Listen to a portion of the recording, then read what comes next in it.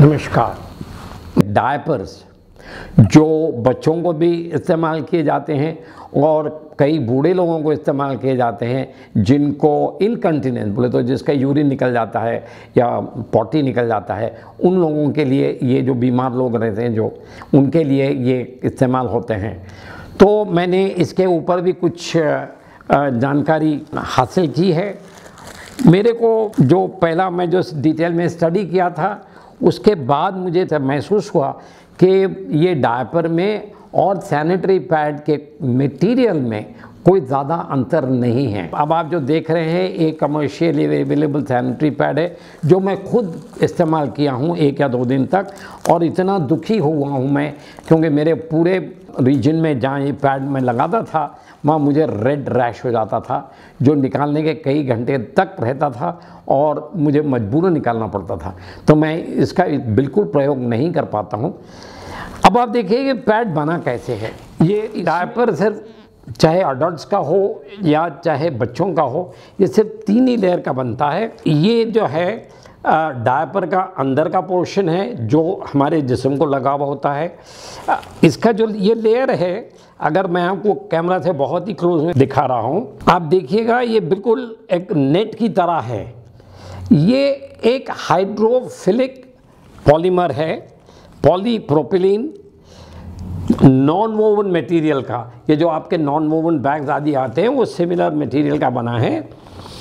Hydrophilic का मतलब ये है कि ये लिक्विड को, पानी को, यूरिन को ये अब्जॉर्ब करता है, इसीलिए इसे हाइड्रोफिलिक कहलाता है। ये इसके अंदर जो है आपको एक बिल्कुल रुई जैसा, कॉटन जैसा मटेरियल दिखाई देगा। इसकी कैपेसिटी है कि ये अपने वॉल्यूम से कई गुना ज़्यादा कोई भी लिक्विड को अब्जॉर्ब कर सकता है और लिक्विड को होल्ड कर सकता है, तो इसीलिए इसको इस्तेमाल किया जाता है। ये है सुपर एब्जॉर्बेंट पॉलीमर। ये कॉटन नहीं है, ये कोई भी ऑर्गेनिक मटेरियल नहीं है, ये SAP कहलाता कमर्शियल लैंग्वेज में। ये बहुत ही ज़्यादा इस्तेमाल होने लगा है। ये इसका कोर होता है, ये बीच का हिस्सा होता है जिसमें जो भी लिक्विड यूरिन होती है बच्चों की हो या अडल्ट्स की, ये इसमें अब्जॉर्ब होती है। आप देखे होंगे वो एडवर्टीजमेंट में ये एकदम फूल के जो है वो हैंग होने लगता है। अब साहब ये जो आउटर लेयर है ये हाइड्रोफोबिक है। फोबिया तो आप जानते हैं, ये हाइड्रोफोबिक है। ये एक सेम पॉलीप्रोपिलीन शीट है मगर अंदर का शीट नेट वाला है और ये शीट एकदम जो है आपके प्लास्टिक की तरह है ताकि इसमें से यूरिन लीक ना हो। कुछ मैन्युफैक्चरर्स हैं वो बताते हैं कि वो सेल्यूलोज पल्प इस्तेमाल करते हैं जो अधिकतर वुड से बनता है। हालांकि आज का इसका इस्तेमाल बहुत कम हो गया है। जब ये वुड पल्प इस्तेमाल करते हैं तो इसको क्लोरीन से ब्लीच किया जाता है और जब क्लोरीन से वुड पल्प को ब्लीच किया जाता है इससे एक कंपाउंड निकलता है जिसका नाम है डायऑक्सीन।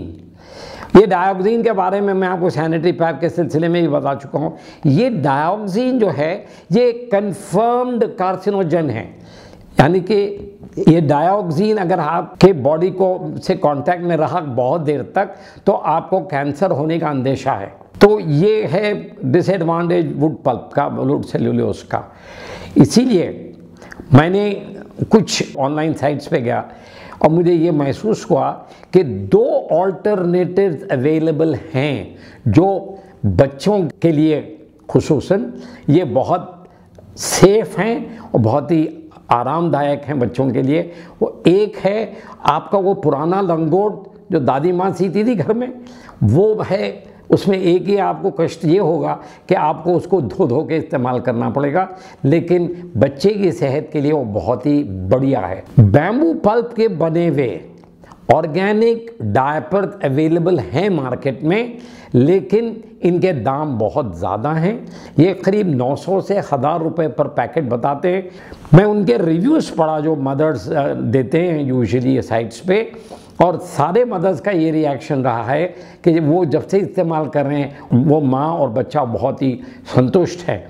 तो मेरा सुझाव है कि आप लोग बच्चों का और बड़ों का ख्याल रखिए, सेहत का ख्याल रखिए और उसके हिसाब से ये जल्द से जल्द अगर आप लोग ये सिंथेटिक डायपर्स इस्तेमाल करना बंद करें तो इसमें आपकी फैमिली का भला होगा, आपके बच्चों का भविष्य अच्छा होगा, उसके साथ साथ परिवहन एनवायरनमेंट का भी की सुरक्षा होगी।